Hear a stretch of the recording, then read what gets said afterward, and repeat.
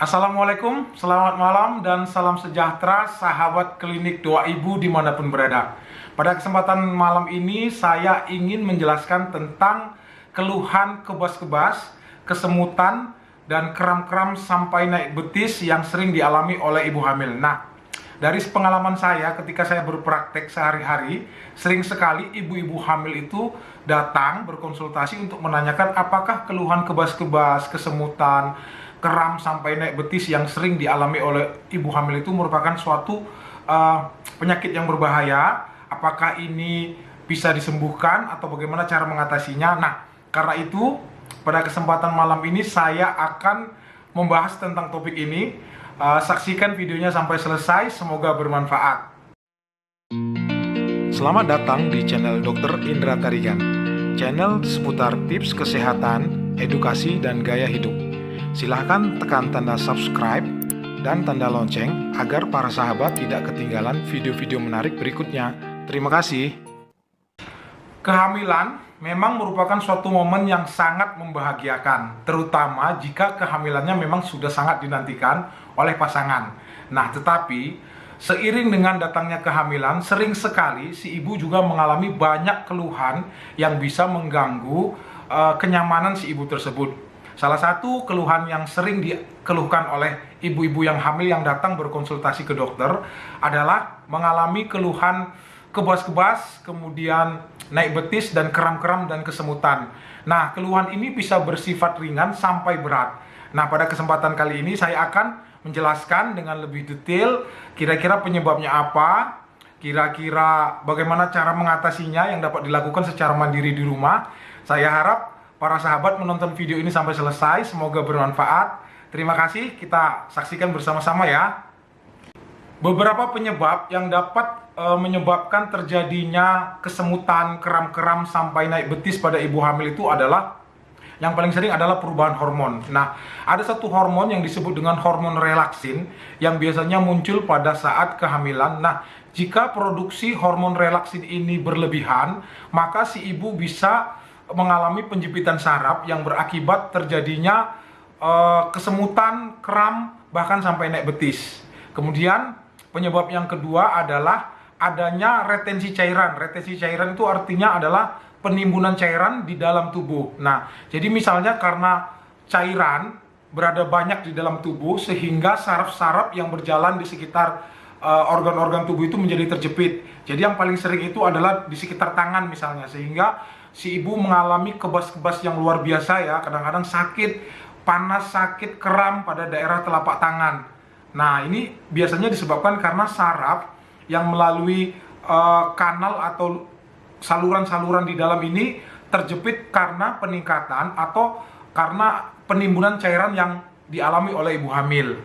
Adapun penyebab lain yang juga bisa menyebabkan kejadian kebas-kebas ataupun kesemutan dan kram pada ibu hamil itu adalah karena kekurangan vitamin B12.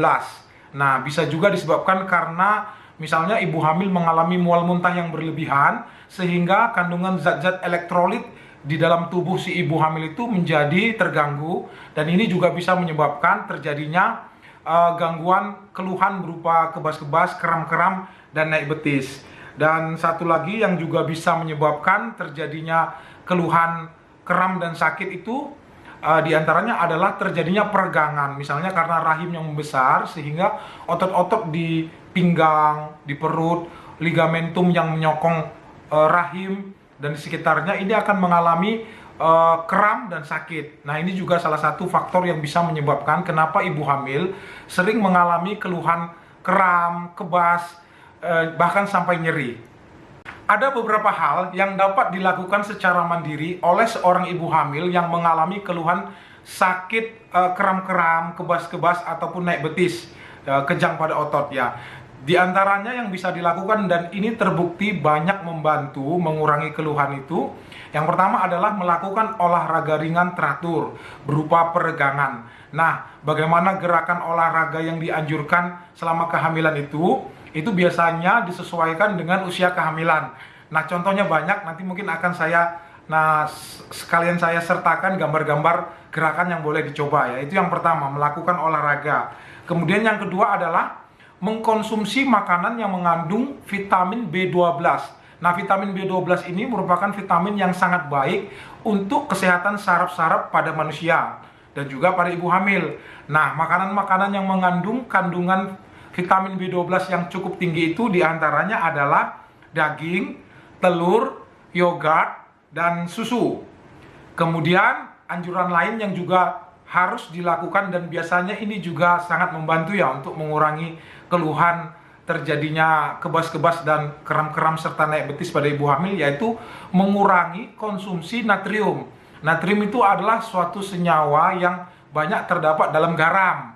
Nah, karena itu ibu hamil sebaiknya dianjurkan untuk mengurangi makanan yang asin seperti ikan asin, kecap, itu sebaiknya dihindari. Kemudian makanan juga rasa asinnya sebaiknya dibatasin ya, yang asin-asin.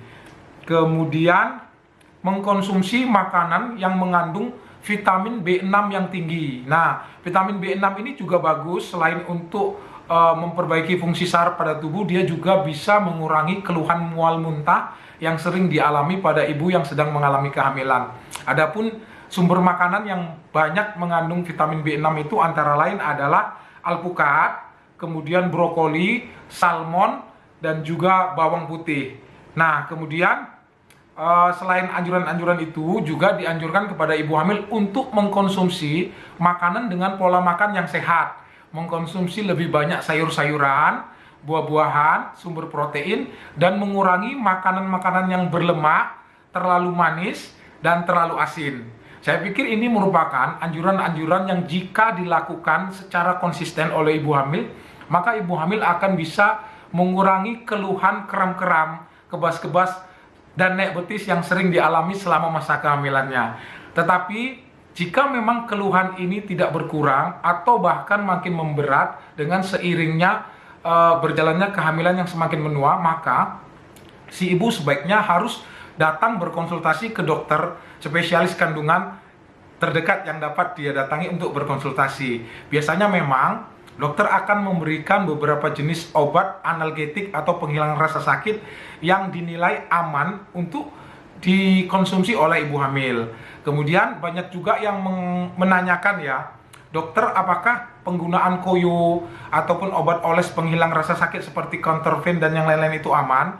Mungkin jawabannya aman jika memang digunakan dengan sewajarnya. Artinya kalau koyo itu kan sebenarnya memang dia biasanya dipakai kalau bisa jangan terlalu banyak dan jangan terlalu sering dan jangan terlalu dekat dengan perut ya, dan biasanya ini masih aman.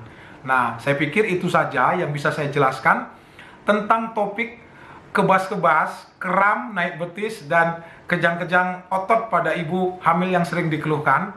Kalau misalnya ada di antara ibu-ibu yang mungkin masih belum terlalu jelas ya tentang penjelasan yang saya jelaskan malam ini, karena ini mohon maaf sekali lagi karena saya menjelaskannya kan ini membuat videonya sudah sangat malam ya, ini sudah sekitar jam 12 malam, sudah capek sekali sebenarnya, tapi saya ingin berusaha menjelaskan dengan sejelas-jelasnya.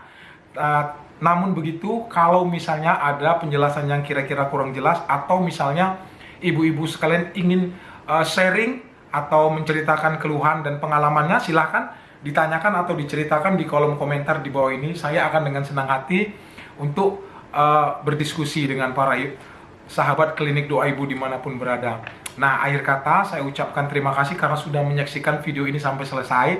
Nah, jika para sahabat menganggap memang ada manfaat yang bisa diambil dari video ini, silahkan share video ini sebanyak-banyaknya agar manfaat tersebut bisa sampai ke lebih banyak orang. Sekali lagi saya ucapkan terima kasih. Oh ya, jangan lupa klik subscribe dan tekan tanda lonceng untuk biar jangan ketinggalan video-video menarik berikutnya. Terima kasih. Assalamualaikum warahmatullahi wabarakatuh.